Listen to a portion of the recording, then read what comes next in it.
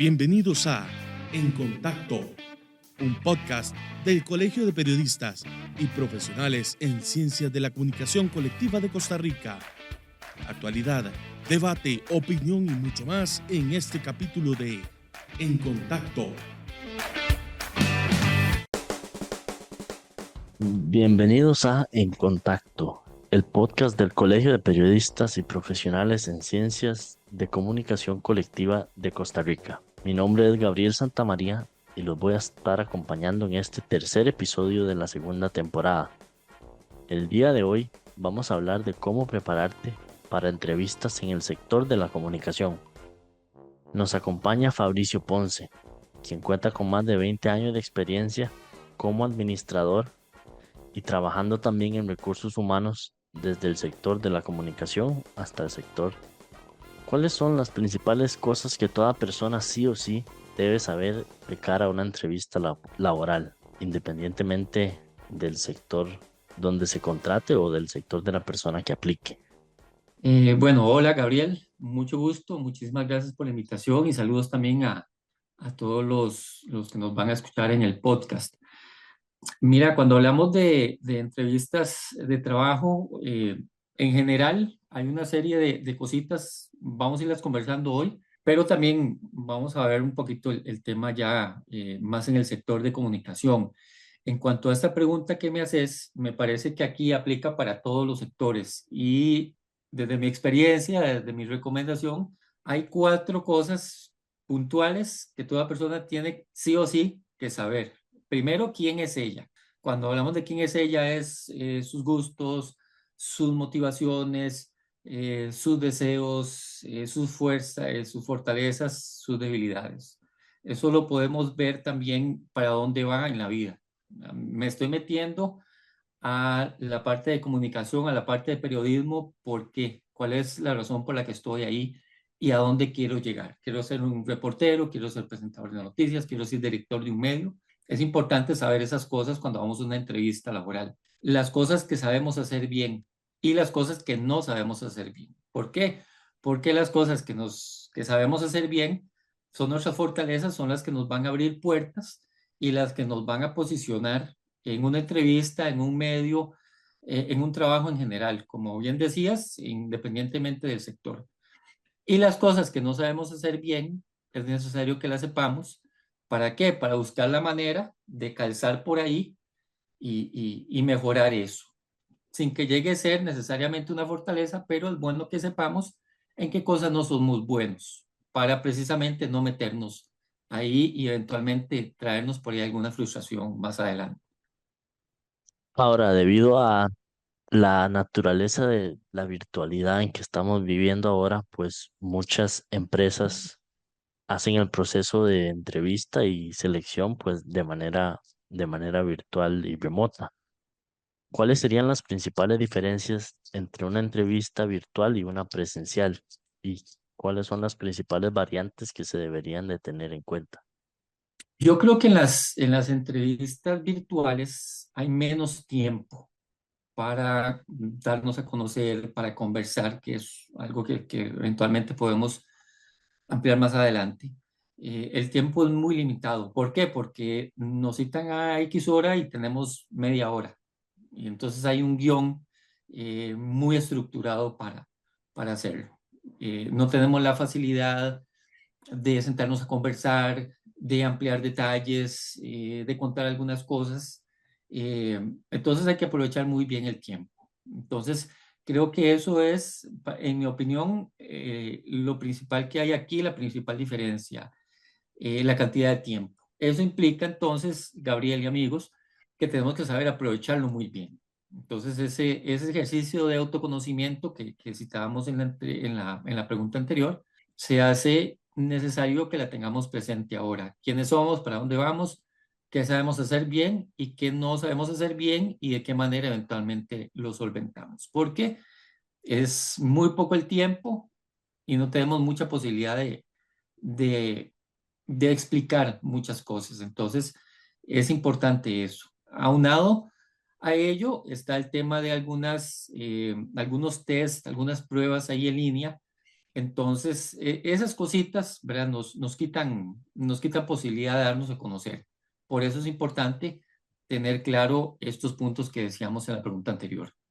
Ahora, ¿cómo se pueden destacar habilidades transferibles en una entrevista si no se tiene experiencia directa en el sector? Por ejemplo, desde el punto de vista de comunicación, pues muchos periodistas y comunicadores de hoy saben editar audio, video, incluso tomar fotos, pero tal vez nunca lo han hecho desde un punto de vista laboral.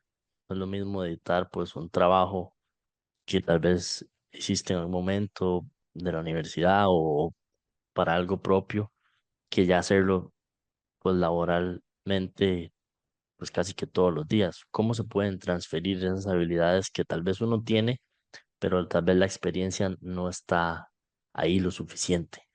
Mira, yo soy del criterio que todo suma. Entonces, no sería lo correcto y ojalá que nos escuchen muchos chicos y chicas que están estudiando todavía en la universidad. No se esperen al final de la carrera para empezar a aprender a editar, a aprender a sacar fotos con el celular, a aprender a conectar un micrófono inalámbrico al celular, a usar un droncito pequeño para hacer tomas. No se esperen al final de la carrera. Hay que empezar desde ahora, porque todo suma al final de cuentas. Eventualmente, la mayor diferencia sería la presión de tiempo, de que no es lo mismo que yo saque toda una tarde para editar un video y subirlo a, qué sé yo, mi portafolio de presentación y hacer unas entrevistas, a que te diga tu jefe, mira, necesitamos esto para la edición de las 12:30 y son las 12. Entonces, tal vez es premura, pero ahí vuelvo, todo suma. Lo importante es empezar a ganar experiencia desde antes. Y ya cuando hablamos de esas habilidades, yo recomiendo eventualmente para casos de entrevista también, porque por ahí es importante que lo mencionamos, enfatizar ciertas habilidades blandas y habilidades de inteligencia emocional. ¿A qué me refiero con esto? A que yo tengo carisma, a que yo tengo vocación, a que yo tengo esa motivación de que quiero ser periodista, que quiero trabajar en comunicación, de que quiero aparecer en cámaras o quiero editar guiones, a que tengamos eso, ¿verdad? Y que lo hagamos notar también en nuestro trabajo. Y para eso, para esas experiencias, yo creo que también sirve mucho el tema de voluntariados, el tema de pasantías, el tema de prácticas profesionales. ¿Por qué? Porque eso nos permiten ir tomando más experiencia. Entonces, al final de cuentas, un profesional que llega a entrevista con su parte de habilidades técnicas, con su teoría, con el saber usar una cámara, con saber sacar fotos, como apuntabas ahora, pues todos, básicamente todos van a tener eso. Ese plus que nos va a hacer diferentes es lo que vamos aprendiendo en el camino. Entonces es importante que desde que estamos estudiando en la universidad, empecemos por ahí a rodar y agarrar esa experiencia. Alguien puede pensar, es que es muy poquito, pero bueno, es mejor ese poquito a no tener experiencia del todo. Ahora que mencionó lo de un portafolio, ¿es recomendable llevar un portafolio de trabajos o ejemplos de proyectos y cómo se deberían de presentar estos? Yo sí lo recomiendo totalmente, ¿verdad? Hay dos formas, a mi criterio. Uno puede ser muy general, donde haces pequeños trabajos muy específicos. No tiene que ser una entrevista de 2 horas, pero ciertos trabajos muy específicos de forma general. O también, eventualmente, adaptarlo a ciertos medios. Recordemos que hay medios, bueno, ustedes, los compañeros ahí lo saben mejor. Hay medios que son digitales, hay medios que son televisivos, hay medios que son radiales, otros que se van por la parte digital solamente. Entonces, se puede también adaptarlo al medio donde tenemos interés de trabajar. Mi recomendación es hacerlo muy general, es conocer de todo un poco. ¿Por qué? Porque eso te da flexibilidad, te da amplitud y además, a efectos de un proceso de reclutamiento, te muestra que sos una persona que te gusta aprender cosas nuevas. No es que sabes de todo un poco, no es que te gusta ir aprendiendo cosas nuevas. Y sos un periodista, lo que se llama un periodista multimedia, que sabes hacer de todo. Presentarlo. podemos aprovechar las redes sociales, podemos abrirnos un canal en YouTube, podemos tener un Instagram, que son los medios que se ven más ahora, y eventualmente por ahí tenerlo. Esto lo menciono porque ocasionalmente en mi Instagram me aparecen periodistas, ocasionalmente, y pues muy lindas las fotos en el set, pero realmente, bueno, ¿qué más? ¿Verdad? ¿Cómo nos damos a conocer? Entonces eso es importante. La recomendación, hacerlo general y eventualmente, pues sí, adaptarle ciertas cositas al medio que estamos buscando. Estás escuchando En Contacto. ¿Qué tipo de experiencias o formaciones hacen que un candidato se destaque en el proceso de reclutamiento? Por ejemplo, tal vez hay una persona que tiene exactamente el mismo currículum que yo y la misma experiencia, pero ¿cómo me puedo diferenciar, digamos, de esa persona a la hora del proceso de selección? Ahí es donde hablábamos hace un par de preguntas, Gabriel, con el tema de al menos inteligencia emocional. La inteligencia emocional, yo sé que es un tema fuera de esto, sin embargo, es algo que todos deberíamos tener por ahí presente, ¿verdad? Son ese conjunto de habilidades que nos permiten conocernos bien a nosotros mismos, nuestra motivación y cómo nos relacionamos con todos los demás. Entonces, es importante en este punto que mencionas, que me preguntas, yo diría que el tema de el enfoque en nuestra profesión, cómo estamos enfocados y cómo estamos creciendo en nuestra profesión, cómo aprendemos más, esa mejora permanente, esa mejora constante, el estar aprendiendo cosas, ¿verdad? Y importante, la capacidad de comunicarnos efectivamente, el poder comunicarnos con un subalterno, con un colega, con un superior, tener ese carisma de entrevistar personas, qué sé yo, condición humilde, que tal vez no tienen un alto nivel de escolaridad, cómo lograr colocarnos al nivel que ellos nos puedan entender. Eso es parte de la experiencia que necesitamos ir desarrollando y viene, como te digo, muy alineado a la inteligencia emocional. No es creerme yo más que alguien porque estudio X cosa, sino que desde mi profesión puedo servirle también a los demás. Y eso son pues cosas que se valoran en las empresas. El deseo de que los que están ahí trabajando pues puedan aportar algo a sus colegas, a sus jefes, a la empresa y a la sociedad en general. ¿Qué señales no verbales tienen un impacto positivo o negativo durante la entrevista? Tal vez como el lenguaje corporal, el tono, la actitud también, ahora que se mencionaba un poco.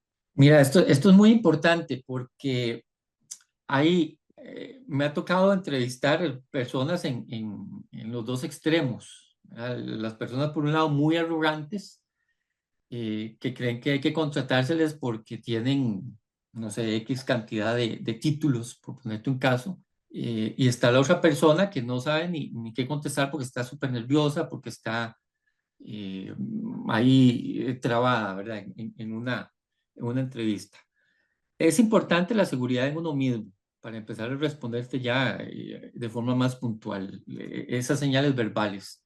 La seguridad en uno mismo. Cuando estás seguro de vos, cuando estás seguro de lo que sabes hacer, cuando estás seguro de tus capacidades, cuando sabes que tu experiencia te respalda, entonces tienes esa seguridad de que puedes conversar, de que puedes darte a conocer, de que puedes intercambiar opiniones y no es necesariamente arrogancia. Entonces, hay que tener también cierta paciencia, cierto respeto. Hay que entender que tal vez somos periodistas y estamos ante una persona de recursos humanos. Son dos áreas profesionales muy diferentes. Entonces, no podemos esperar que nos entrevisten como si fuera un periodista, como si fuera una entrevista radiofónica, por poner un caso, ¿verdad? Entonces, paciencia, respeto, mucha humildad también y el tema del deseo de aprender. El tono, una conversación. Yo soy de los que recomienda, vaya a una entrevista de trabajo y piense que es una conversación donde nos damos a conocer nosotros, pero también conocemos el lugar, el medio en este caso, donde queremos ir a trabajar. Y así nos damos cuenta si realmente queremos ir allí. Entonces, tener eso, ¿verdad? Y rescato muy seguros en nosotros mismos. Eso nos da postura, eso nos da un tono de voz adecuado, el mirar a los ojos, el llamar a la persona por su nombre, a los que nos entrevistan. Entonces, esas cosas es importante que las tengamos por ahí presentes. ¿Cómo puede un candidato demostrar que es capaz de adaptarse a distintos roles dentro de la comunicación, desde relaciones públicas hasta creación de contenido para plataformas digitales, comunicación política? Mira, aquí, bueno, igual hay dos puntos. Ya mencionamos el portafolio, que pareciera a veces ser indispensable, es el cómo nos ven, el dónde nos encuentran. Voy a contar una historia mía. Hace muchos años me llaman a una empresa a dar una charla. Estoy en el momento de la charla y viene el que estaba de maestro de ceremonias y me dice, ¿cómo está, don Fabricio? No sé qué, no sé cuánto. Me dice, no me diera mucha información suya, entonces me metí a internet a buscarlo. Entonces ahí detalló algunas cositas que yo hacía y me dice, ¿está todo bien? Y yo, sí, sí, te agradezco, ¿verdad? Entonces, perfecto. Entonces, ese portafolio es indispensable porque, ya lo mencionabas, con la virtualidad las cosas han cambiado. Entonces, muchas veces vamos a entrevista y ya la empresa sabe de nosotros. Entonces, hay que aprovechar eso. El otro punto acá es aprovechar la entrevista, aunque sea virtual, aunque sea muy rápida, pero aprovecharla para conversar y darnos a conocer.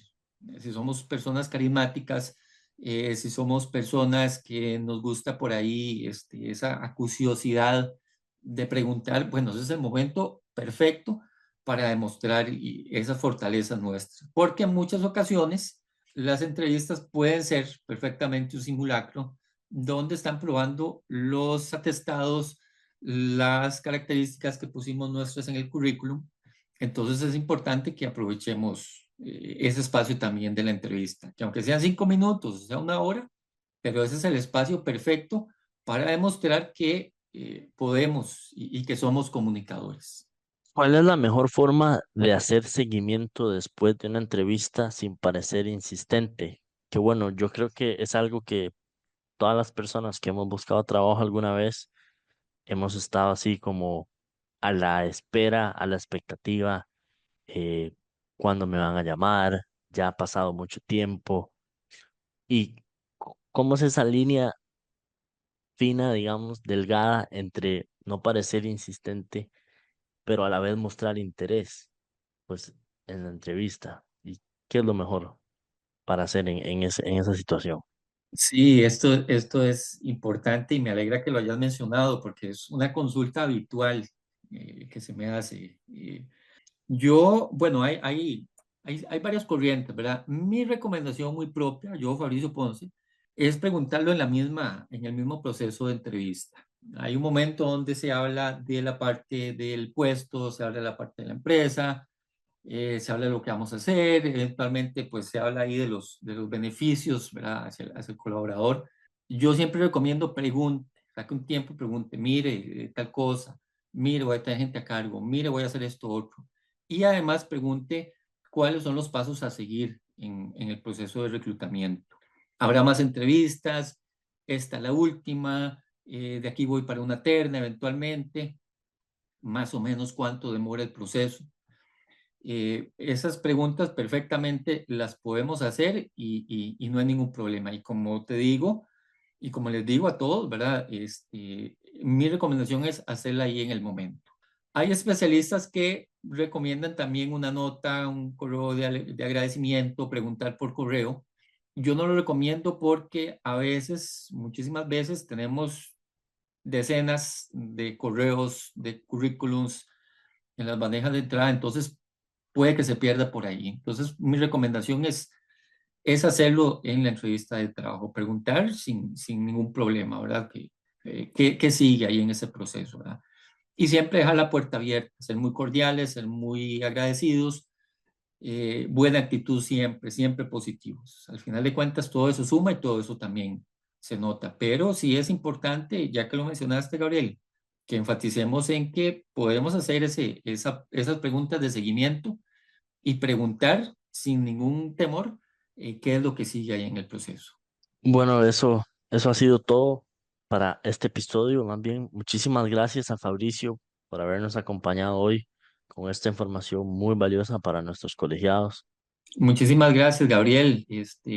Para todos un gran saludo, desearles muchísimos éxitos y ánimo, ánimo. Al final de cuentas, todo es a veces un proceso de prueba y error, pero entre más nos equivoquemos, más cerca vamos a estar de lograrlo. Entonces, para todos, muchísimo ánimo y los que no han empezado, empiecen a trabajar por ahí su portafolio. Y felicidades también al Colegio de Periodistas por esta iniciativa que me parece valiosísima y que ojalá les genere muchísimo valor a todos los asociados. Recordá que nos podés agregar en nuestras redes sociales. Búscanos tanto en Facebook, Instagram y X como ColperCR, y también tenemos nuestro sitio en YouTube y en LinkedIn. No olvides seguirnos en Primera Plana y en Spotify como En Contacto. Hasta la próxima. Esto fue En Contacto,